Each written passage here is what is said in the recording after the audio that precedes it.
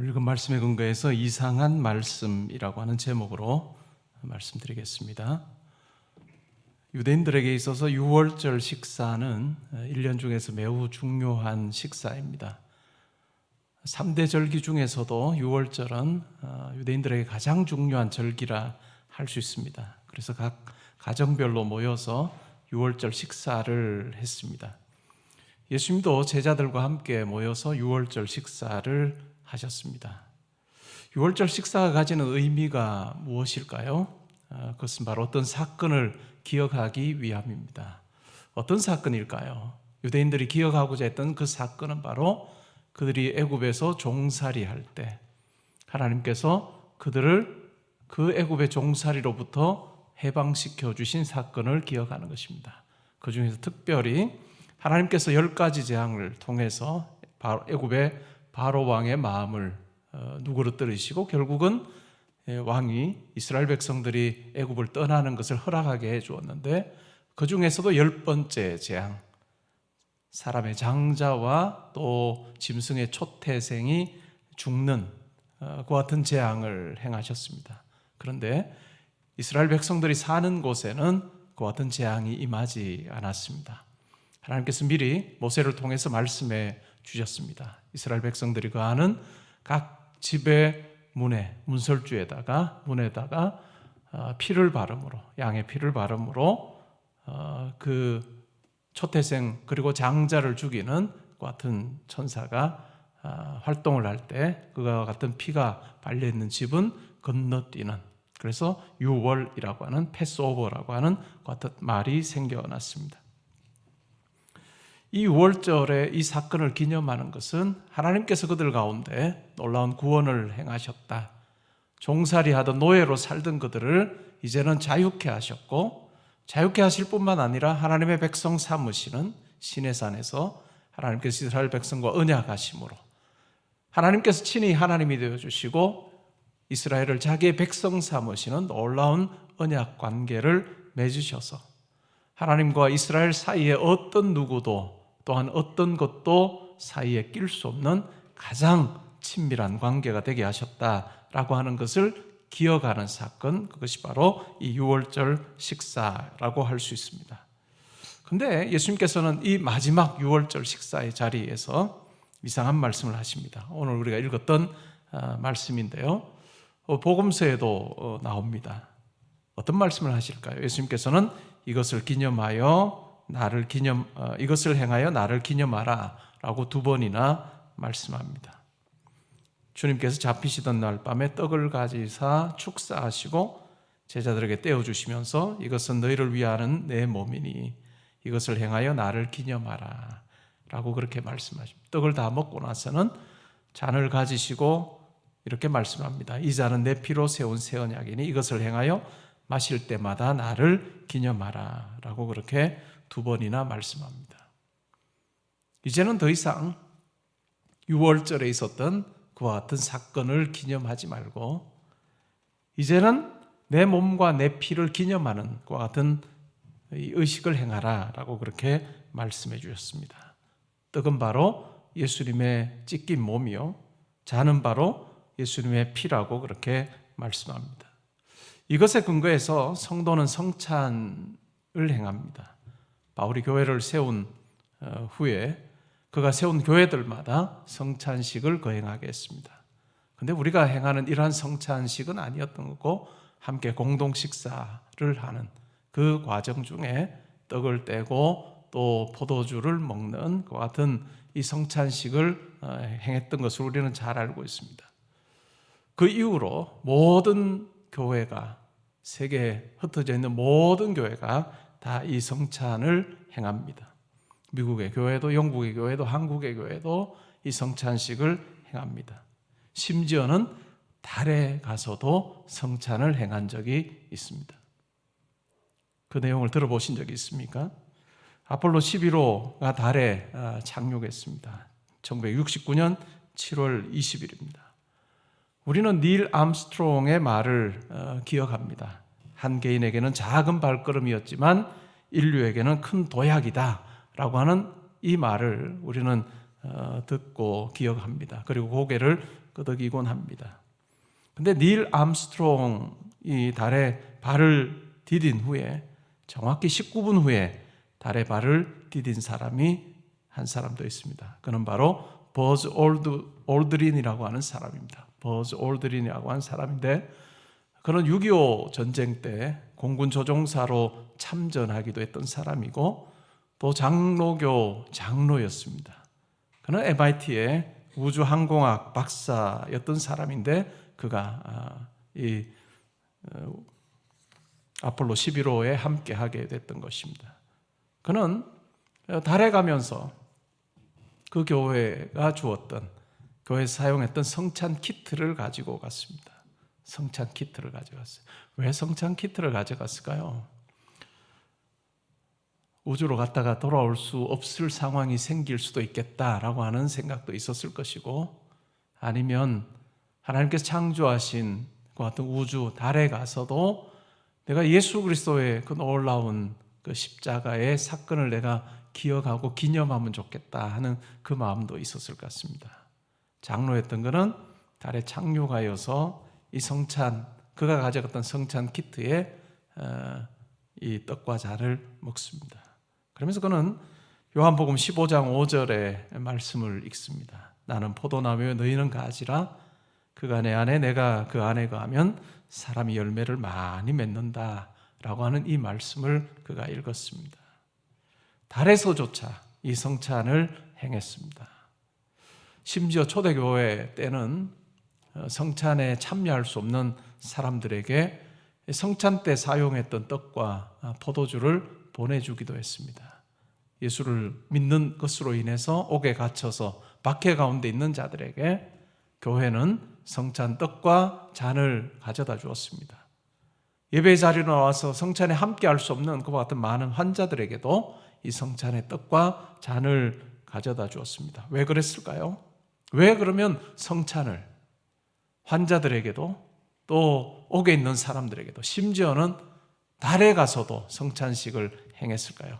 그것은 바로 예수님의 죽음을 기념하는 그와 같은 일을 하기 위함이었습니다. 그런데 우리가 성찬을 행하는 것은 단순히 예수님께서 우리를 위해 행하신 일을 기념하는 그 차원을 뛰어넘습니다. 우리가 성찬에 함께할 때 예수 그리스도의 몸인 떡을 우리가 먹으며 예수 그리스도의 피를 상징하는 잔을 우리가 받을 때 그리스도께서 우리 가운데 임재하시는 경험을 하게 됩니다. 우리는 기념하는 차원만이 아니라 우리가 성찬의 자리에서 그리스도의 임재를 충만히 경험하는 그 같은 것을 할 수 있기 때문에 우리는 성찬을 행합니다. 이번 주에도 성찬식이 있습니다. 우리 교회는 한 15번 정도 1년에 성찬식을 행합니다. 여러분 예배를 위해서 기도하시는 분들이 많으실 것입니다. 이번 주에는 성찬을 위해서도 기도하시면 좋겠습니다. 예수 그리스도의 몸을 상징하는 떡을 제가 받아 먹을 때, 오 주여 내 심령 가운데 오셔서 내가 하나님의 사람임을, 하나님께 속한 자임을 알게 해주십시오. 예수 그리스도의 피를 상징하는 잔을 받을 때, 오 주님 저에게 함께 하셔서 이 세상 헤쳐나가는 것이 나 혼자 헤쳐나가는 것이 아니라 하나님께서 함께하고 계심을, 내가 하나님께 속한 자로 하나님과 함께 동행하는 것을 나로 하여금 확신하며 살게 하여 주옵소서. 그렇게 기도로 준비하며 와보시기 바랍니다. 그럴 때 우리가 행하는 이 성찬에 성령께서 함께해 주심으로 하늘에 속한 신령한 그 하늘잔치, 우리가 천상에서 누리게 될 그 잔치를 이 땅에서 미리 맛보시게 하는 놀라운 은혜가 우리 가운데 있을 것입니다. 예수님께서는 마태복음 26장 28절에서 이렇게 말씀합니다. 잔을 주시면서 이것은 죄사함을 얻게 하려고 많은 사람을 위하여 흘리는 바 나의 피 곧 언약의 피다. 예수 그리스도의 죽음은 바로 우리의 죄를 사하기 위한 것이다 라고 하는 것을 분명하게 말씀해 주고 계십니다. 인류의 가장 큰 문제가 무엇일까요? 여러 가지 문제가 있습니다. 지구온난화와 또 여러 가지 경제의 어떤 이 불균형과 또 잘 사는 나라와 못 사는 나라, 뭐 건강, 여러 가지 문제들, 또 환경오염과 같은 뭐 많은 문제들이 산적해 있습니다. 그런데 인류의 가장 큰 문제는 무엇일까요? 그것은 바로 우리가 하나님으로부터 분리된 것입니다. 우리가 죄 가운데 있어서 하나님으로부터 분리되어서 하나님을 알지 못한 채 사는 것, 그것이 가장 큰 문제라 할 수 있습니다. 말씀을 보면 우리가 죄로 인해서 죽었습니다. 우리의 영이 죽었던 뿐만 아니라 인간의 불순종으로 말미암아 하나님의 형상대로 지원받았던 우리가 우리의 하나님의 형상이 깨짐으로 이제는 우리의 육체도 죽음을 맛볼 수밖에 없는 것 같은 저주에 놓여있게 됐습니다. 사망은 죄의 결과입니다. 이 세상에 태어난 모든 사람들이 다 죽음을 경험합니다. 이것은 죄의 결과입니다. 그것과 더불어서 우리가 창세기를 보면 타락한 인간에게 고통이 주어집니다. 창세기 보면 출산 시에 고통을 당하겠다라고 하는 내용이 여자를 향한 죄의 어떤 대가의 내용으로 등장합니다. 간혹 성도님들이 이런 질문을 합니다. 그러면 출산을 할 때 혹시 목사님 무통주사를 맞아도 될까요? 에피드롤 맞아도 될까요? 맞아도 될까요? 안 될까요? 저는 걱정하지 말고 맞으시라고 합니다. 걱정하지 말고 맞으셔도 된다. 만약에 그냥 출산할 때 그냥 고통을 고스란히 몸으로 경험하는 것이 어떻게 보면 하나님께서 계획하신 것이었다고 우리가 생각을 한다면 우리가 아프면 진통제도 먹으면 안 되고 뭐 다른 치료를 다 하지 않아야 하는 것입니다. 그런 차원의 문제는 아닐 것입니다. 과학이 발달해서 수명이 많이 늘어났습니다. 심지어는 이렇게 살다 보면, 이렇게 시간이 흐르다 보면 사람이 정말 영생하지 않을까라고 하는 생각을 하게도 합니다. 근데 가만히 우리의 삶을 한번 살펴보십시오. 평균 수명이 늘었다고 그만큼 더 행복해졌는지요? 우리가 더 오래 사는 만큼 우리의 마음이 자동적으로 더 성숙해지고 아량이 넓어지고 정말 우리의 내면이 더 정말로 멋진 모습으로 나이가 평균 수명이 늘어나는 만큼 그렇게 우리가 더 좋은 쪽으로 변화되던가요? 그건 아닌 것 같아요. 오히려 힘든 경우가 더 많습니다. 수명은 연장이 됐지만 내면은 더 힘들어하는 같은 상태를 오늘날 많은 현대인의 모습 속에서 발견합니다. 예수님께서 하셨던 말을 다른 차원에서 한번 적용을 해보면 마치 회칠한 무덤과 같은 우리의 인생입니다. 우리의 평균 수명은 더 늘고 더 건강하게 오랫동안 사는 것 같은데 그러나 우리의 내면은 시기와 분쟁과 또 질투와 분냄으로 가득 차서 속은 썩어 문드러지고 있으나 그냥 겉만 잘 단장하여서 회칠한 무덤 같은 것, 그것이 바로 우리 땅에서의 삶이라 할 수 있을 것 같습니다. 이러한 우리 인생의 진정한 해결책은 예수 그리스도 뿐이십니다. 그분이 우리를 대신하여 죽으심으로 우리의 죄가 해결되었습니다. 범죄한 우리가, 불순종하는 우리가 채찍질 당해야 되고 매질 당해야 되고 십자가에서 죽어야 하지만 우리를 대신하여 하나님의 아들이신 죄 없으신 그분이 우리를 대신하여 십자가에 달려 죽으심으로 그 십자가 사건을 통해서 우리의 영이 살아나고 양심이 깨끗해지고 이제는 하나님을 섬기는 것이 가능하게 되는 새로운 길이 열렸다는 것을 말씀은 이야기하고 있습니다. 우리가 예수의 죽음이 바로 나를 위한 죽음이었음을 믿을 때, 우리의 영이 고백할 때 성령 안에서 그 십자가의 사건, 그 사건이 바로 나를 위한 사건이었고 예수께서 십자가에 달리실 때 바로 나도 예수와 더불어 십자가에 못 박혀서 죄의 나의 육신은 또한 나의 영혼은 십자가에서 이제는 다 죽어 사라지고 예수 그리스도를 통해서 온전한 새로운 생명이 내 가운데 주어졌다는 것을 확신하게 되는 것, 그것이 우리가 십자가를 기억하는 매우 중요한 이유라 할 수 있습니다. 우리가 십자가를 묵상할 때 하나님이 주시는 그 은혜가 무엇인지를 우리는 경험하게 되게 됩니다. 그리고 죽음 너머의 하늘나라도 소망하게 되는 것입니다. 십자가에서의 예수님의 죽음은 과거, 현재, 미래에 다 영향을 미칩니다. 여러분이 예수를 그리스도로 고백합니다 라고 하는 진정한 그 고백이 있었을 때 우리의 영이 살아났습니다. 우리의 영이 살아나서 하나님 앞에 반응하는 존재가 되었다는 것입니다. 그리고 현재도 또한 예수님께서 나와 동행하시면서 하나님과 소통할 수 있는 존재로 우리를 계속해서 살게 하신다는 것을 확인하는 것, 그것이 바로 우리의 현재입니다. 그리고 그것으로 끝나는 것이 아니라 우리가 십자가를 묵상할 때 영원한 하늘나라에 대한 소망이 있는 자임을 내가 분명히 깨닫게 되는 그 같은 은혜가 있습니다. 그러기에 십자가를 기억하는 것은 우리의 성도의 삶에서 가장 중요한 것이라 할 수 있습니다. 십자가가 희미해질 때 우리의 삶이 어떤 의미를 지니는지, 목적이 무엇인지를 우리는 잃어버리게 될 것입니다. 십자가가 우리에게서 점점 더 의미 없는 것으로 전락해 버릴 때 하나님의 은혜도 하나님의 사랑도 내 삶에 참으로 하찮은 것으로 여겨지는 것 같은 일이 있을지도 모릅니다. 치매를 앓는 분들이 많습니다. 치매가 어떤 병인가요? 과거에 대한 기억이 없습니다. 정확하게 자신이 누구인지도 알지 못하는 것 같은 경우도 있습니다. 분명 누군가가 자기가 있는 과거의 사진을 보여주는데 내가 왜 여기 있는지조차도 알지 못하는 경우도 있습니다.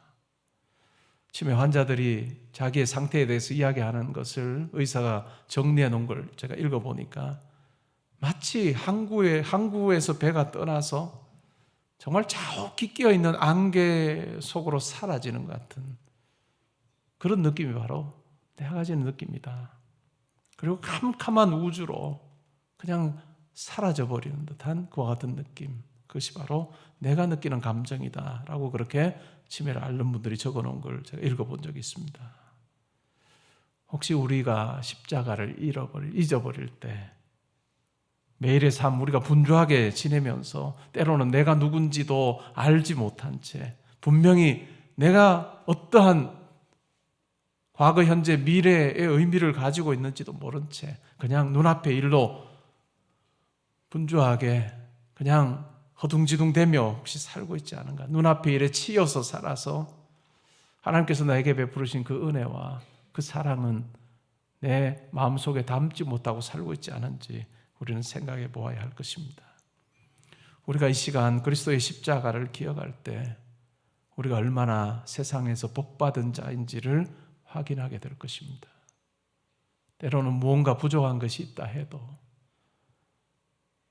엎드려 울 만큼 심각한 문제가 내 삶 가운데 있다 할지라도 내가 예수를 그리스도로 고백하는 자로 하나님 앞에 산다는 것을 내가 확인하게 될 때 이 세상 다른 어떤 것과 비교할 수 없는 그 복을 내가 누리고 있구나 라고 하는 것을 우리는 고백하게 됩니다. 우리가 살면서 많은 선물을 아마 가지고 살았을 것입니다. 그리고 그 선물은 지금은 여러분들에게 없는 것일 수도 있고 여러분 인생의 한때의 선물로, 큰 선물로, 아니면 지금도 여전히 여러분 손에 가지고 있는 선물일지 모르지만 그러나 그것과 비교할 때 예수 그리스도를 내가 믿게 된 것, 이것이야말로 내 인생의 가장 큰 선물입니다 라고 하는 그 고백이 우리 가운데 어떤 상황 가운데도 있는 것, 그것이 바로 십자가를 기억하는 자의 공통된 그 같은 반응이요 모습이라 할 것입니다. 십자가로 시작된 구원이 오늘 저와 여러분의 삶에 머물러 있습니다. 하나님께서 저와 여러분의 삶에 함께하고 계십니다.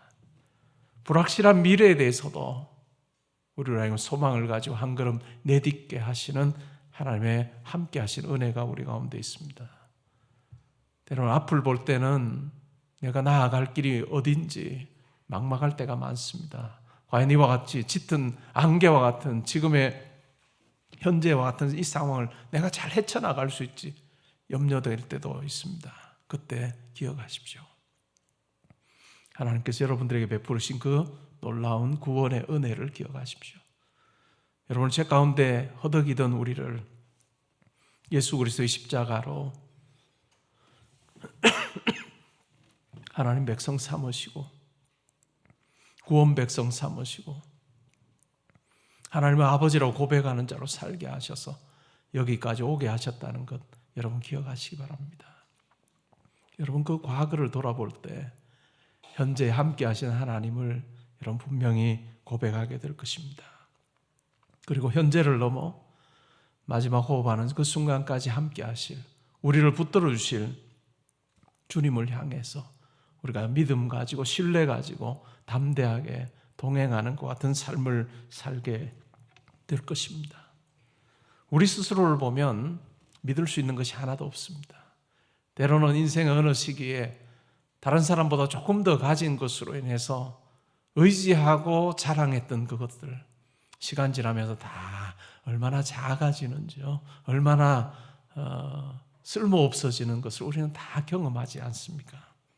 우리 개인을 보면 의지하고 내 인생의 마지막 순간까지 내가 의지하고 갈 것이 없다는 것을 우리는 분명히 고백하게 됩니다. 그러나 우리를 붙들어 주셔서 우리가 하나님 손잡은 것이 아니라 하나님께서 크고 강한 팔로 우리를 붙들어 주셔서 휘청거릴 때 우리를 붙들어 주셔서 넘어지지 않게 하시고 우리를 지금까지 걸어올 수 있도록 하신 그 하나님께서 내 인생의 마지막 호흡하는 순간까지도 그 손을 놓지 않으시고 나와 함께 하실 거다라고 하는 그 확신이 있을 때 우리는 염려와 두려움을 넘어서 하나님을 의지하는 담대한 믿음을 소유하고 우리는 달려갈 수 있을 것입니다. 여러분 인생의 계란에, 그 계란의 인생판에 계란이 몇 개 남아 있는지요? 계란 사보면 그렇잖아요. 뭐 30개 있는 판도 있고 10개 있는 판도 있고 있을 거예요. 여러분의 인생의 그 판에 몇 개의 계란이 있는지 한번 생각해 보십시오. 우리는 착각할 때가 많습니다. 마냥 타인의 죽음을 보면서 우리는 저건 나와는 상관없는 일이지, 우리는 다 그렇게 생각해요. 그러나 아닙니다. 언젠가는 우리가 주인공이 될 거예요. 그리고 우리를 둘러쓴 사람들이 있는 그 날이 반드시 온다는 것을 우리는 기억할 필요가 있습니다. 그런데 그것이 우리에게 절망이 아니라 죽음 넘어 영생으로 우리를 인도하시는 하나님께서 죽음 넘어까지 우리를 붙들어 주신다는 그와 같은 분명한 확신이 있을 때 우리는 죽음까지도 담대하게 우리는 맞이할 수 있습니다. 그리고 우리에게 이 땅에서 주어진 유한한 이 땅에서의 삶을 내가 어떻게 살까? 그냥 최선을 다해서 하나님을 위해 살면 좋겠다 하는 그 다짐이 우리 가운데 생깁니다. 여러분, 제가 이번 주일에 여러분들에게 말씀드린 대로 하루를 시작하며 첫 시간을, 첫 1분을 하나님 앞에 기도하며 하루를 시작하셨습니까? 그리고 마지막 또 하나님 앞에 기도하며 여러분 하루를 정리하셨습니까? 그렇게 살다 보면 당연히 이 고백이 나올 거예요. 하나님, 오늘 잘 살았습니다. 근데 주님 은혜로 내일도 저에게 하루라는 선물을 주시며 제가 잘 살겠습니다. 하루를 놓고 우리가 시작과 끝에 기도하지 않으면 그냥 하루는 자동으로 주어지는 거라고 생각한 거예요. 근데 이 기도를 하면 동시에 하나님께 주셔야 내가 사는 거구나 하는 생각을 우리는 하게 됩니다. 반드시 마무리 기도할 때 하실 거예요. 하나님, 오늘 잘 살았습니다. 단잠자게 하시고 또 내일 하루를 나에게 선물로 주시면 잘 살겠습니다 하는 그 고백이 있을 수밖에 없을 것입니다. 그리고 우리에게 주어진 하루하루를 최선을 다해서 사는 것입니다. 여러분 인생의 묘비에 무엇을 새기면 좋을까요? 루돌프 반 코일렌이라고 하는 사람은 1610년에 세상을 떠났습니다. 묘비에 숫자를 새겼습니다. 3.14, 159, 265358, 973223, 84626, 43383, 27950. 이게 뭘까요? 원주율 소수점 이하의 수입니다. 이 사람이 원주율 소수점 이하의 20번째 자리까지 계산을 해서 1596년에 원에 대하여라고 하는 책에 실었습니다. 그의 인생에서 참 중요한 업적을 적어놓은 거죠. 흑인 해방 운동을 인권 운동을 했던 마틴 루터 킹 주니어의 경우에는 그의 묘비에 이렇게 되어 있습니다. 마침내 자유케 되었다. 마침내 자유케 되었다. 마침내 자유케 하신 전능자 하나님께 감사한다. 믿음의 사람이었던 벤자민 프랭클린의 묘비에 글은 이렇습니다. 인쇄업자 프랭클린의 육신이 내용은 찢어지고 글자와 금박이 벗겨져 버린 오랜 책처럼 벌레들의 먹이가 되어 여기 잠들다. 그러나 그의 책은 사라지지 않으리라. 그것은 새롭고 더 우아한 제본으로 저자에 의해 개정되고 수정되어 또다시 나타날 것이므로.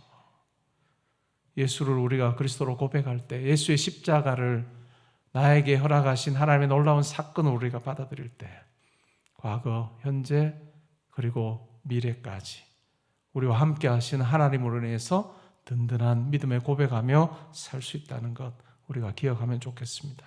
오늘 그리스도의 십자가를 우리의 마음에 새김으로 불안과 염려는 사라지고 소망의 삶으로 바뀌는 그 은혜가 있는 저녁이 될 수 있기를 바라고, 또 고난주간과 부활절을 보내면서 그리스도의 십자가가 우리 마음속에 깊이 새겨짐으로 우리에게 허락하신 이 땅에서의 삶, 그냥 어중간하게 사는 것이 아니라 하나님 위해 최선을 다하다가 하나님 부르실 때까지 정말 열심을 내다가 부르실 때 기쁨으로 하나님 앞에 서는 우리 모두가 될 수 있기를 주님의 은혜, 주님의 이름으로 축복합니다. 아멘.